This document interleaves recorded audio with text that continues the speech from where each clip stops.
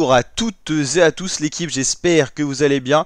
Pour cette nouvelle vidéo, on se retrouve pour un bilan classement Ligue 1, Ligue 2 national complet pour donc ce mois de mars 2025. On va voir un petit peu quelle équipe en Ligue 1 par exemple vont pouvoir jouer l'Europe la saison prochaine, quelles équipes sont en danger de relégation. On verra également quelle équipe de Ligue 2 peut prétendre à la Ligue 1, quelle équipe de National peut prétendre à la Ligue 2 et également les équipes potentiellement reléguées. On va commencer par la Ligue 1 qui est ultra dominée par le Paris Saint-Germain cette année. 0 défaite du côté des Parisiens entraînés par Luis Enrique. C'est quand même une réussite en tout cas en Ligue 1 et en Ligue des Champions un petit peu plus depuis le passage face à Liverpool. Des phases de poule, en fait, on va dire de Ligue qui ont été compliquées en Ligue des Champions, mais pour l'instant le Paris Saint-Germain se rattrape bien et en championnat 0 défaite. C'est jamais arrivé qu'à l'issue d'une saison, Paris dans les dernières années fasse 0 défaite. Donc la saison n'est pas encore terminée, mais en tout cas ils sont quand même plutôt bien lancés. Il reste encore 8 journées, on ira jusqu'à 34 matchs joués pour chaque équipe.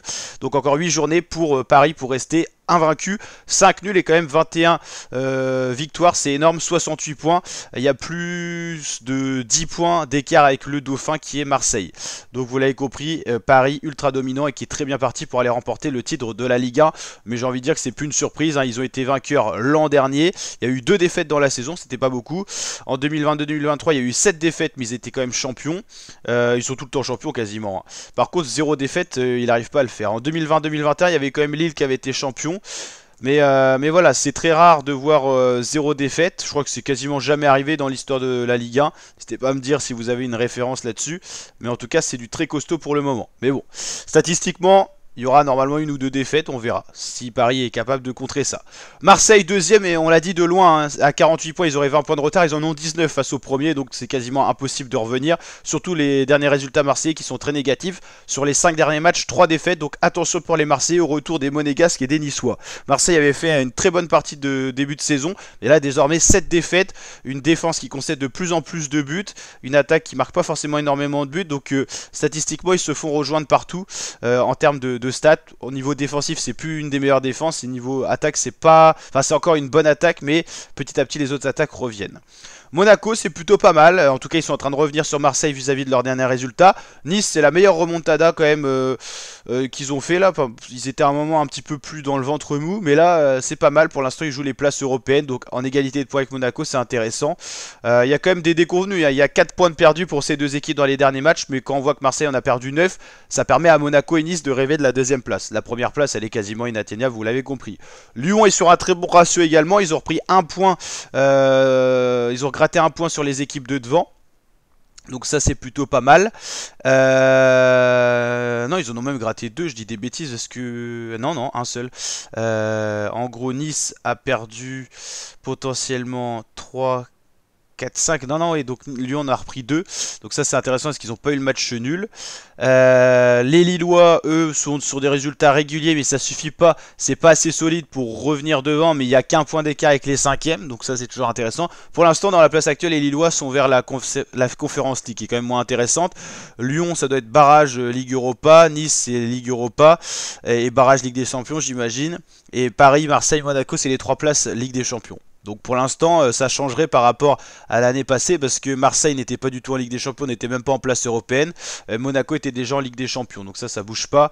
PSG Monaco pour l'instant sont réguliers. C'est Brest qui a fait la pire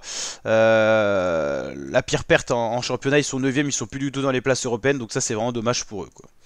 Et après c'est toujours à peu près les mêmes équipes, hein. Nice, Lyon, Lille étaient tous les 3 européens déjà, mais dans un ordre un peu différent. Donc voilà, Strasbourg, aux portes de l'Europe, ils restent sur un très très beau ratio, un des meilleurs en haut de classement, ce qui leur permet de rêver aux places européennes. 43 points, c'est 1 point de la 6e place, 2 points de la 5e, il y a quelques points des places encore plus intéressantes. Donc Strasbourg, s'il continue comme ça, il pourra aller titiller les places européennes, on n'a pas l'habitude de les voir là-bas, donc pourquoi pas tenter d'essayer. Lens, eux, c'est compliqué, c'est un peu la déconstruction, hein. Ils ont des très mauvais résultats, un peu mieux dans les derniers matchs, mais ils ont perdu tellement de points que les places européennes sont compliquées à envisager. Brest, c'est pas terrible, c'est beaucoup trop de matchs nuls, donc beaucoup trop de points de perdus, hein. Un match nul c'est 1 point, donc vous perdez 2 points par rapport à une victoire si votre adversaire direct fait une victoire, quoi. Toulouse c'est moyen, donc 10e. Auxerre, ça vient de Ligue 2, donc c'est quand même plutôt pas mal d'être 11e. Ils sont quand même assez loin de la zone rouge. Ça devrait le faire pour garder la place en Ligue 1. Rennes, c'est une saison compliquée. On a l'habitude de les voir titiller les places européennes. Cette année, c'est une saison vraiment dans le ventre mou. Assez bon pour ne pas trop craindre la relégation, mais trop mauvais pour être dans le haut classement. Nantes, ça fait déjà quelques saisons que c'est irrégulier. Bah, ils sont quasiment comme les Rennais. Angers, c'était en Ligue 2 la saison dernière. Ça avait retrouvé un niveau un peu plus intéressant.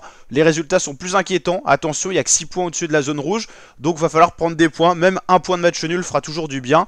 Et Reims, c'est la catastrophe, mais les résultats sont très mauvais. Mais vu que c'est encore plus mauvais en dessous, pour l'instant, ils craignent pas trop la zone rouge. Mais attention à Reims, ça pourrait descendre en Ligue 2. Le Havre, pour l'instant, barragiste. Même la saison dernière, c'était leur première saison en Ligue 1 depuis longtemps. C'était compliqué, hein. Ils avaient lutté jusqu'à la dernière minute pour ne pas descendre. Là, ils sont pour l'instant dans la place barragiste. Et Saint-Etienne-Montpellier, c'est très compliqué, surtout pour Montpellier. Il y avait un match intéressant pour Saint-Etienne qui gagnait 2-0 face à Montpellier. Match interrompu, feu dans les tribunes. Mais Saint-Etienne gagnait 2-0. Donc normalement, il devrait attribuer 3 points à Saint-Etienne et 0 à Montpellier. Ce qui mettrait encore plus Montpellier dans la panade. Et ce qui mettrait Saint-Etienne possiblement en place un peu plus intéressant, donc à voir ce que ça va être adjugé, on en reparlera sur la chaîne. Pour l'instant en Ligue 2, Lorient qui était en Ligue 1 la saison dernière a gardé son niveau, ils sont premiers solides, même si Metz pointe le bout de son nez, ils étaient en Ligue 1 l'année dernière aussi, donc Lorient-Metz, ils ont quand même gardé leur niveau, mais il y a eu quand même quelques faux pas dans les derniers matchs. PFC, ils ont pris un très gros coup dur en perdant 3-0 ce week-end. Ils ont perdu 3-0 face à Laval, ça leur a fait du mal, parce qu'ils pouvaient rêver de plus haut dans le classement. Dunkerque, ils ont perdu également, ça a un petit peu perdu l'engouement qu'il y avait autour de cette équipe avec 2 défaites d'affilée.